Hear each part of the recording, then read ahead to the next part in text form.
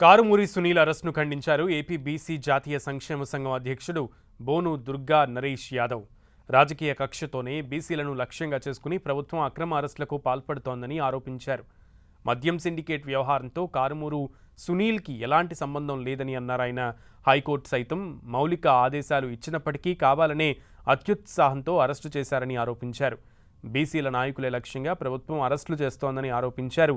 AP BC జాతీయ సంఘం అధ్యక్షుడు నరేష్ యాదవ్. గట్టిగా ప్రశ్నిస్తే అక్రమంగా అరెస్టు చేయడం, ఈ లిక్కర్ ఏదైతే సిండికేట్ ఉందో దీన్ని సిగ్మా అనే వాళ్ళకి సబ్లీజ్ ఇచ్చింది. ఈ సిగ్మా అనే అతను మెయిన్ కాంట్రాక్టర్.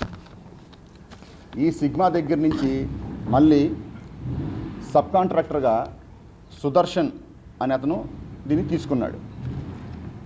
ఇంకొక సబ్ కాంట్రాక్టర్ వచ్చేసి XYZ వాళ్ళు ఒక భాగంగా వాళ్ళు తీసుకున్నారు. కారుమూరి సునీల్ గారు కానీ కారుమూరి నాగేశ్వర గారి పాత్ర ఏంటంటే, ఈ సుదర్శన్ అని ఎవరైతే సబ్ కాంట్రాక్టర్ తీసుకున్నాడో అతనికి ట్రాన్స్పోర్టింగ్కి డబ్బులు కావాలని అడిగితే ఆ ట్రాన్స్పోర్ట్ వెహికల్స్కి త్రూ అకౌంట్ ద్వారా కారుమూరి సునీల్ గారి అకౌంట్లోంచి ఆయనకి అమౌంట్ వెళ్ళింది.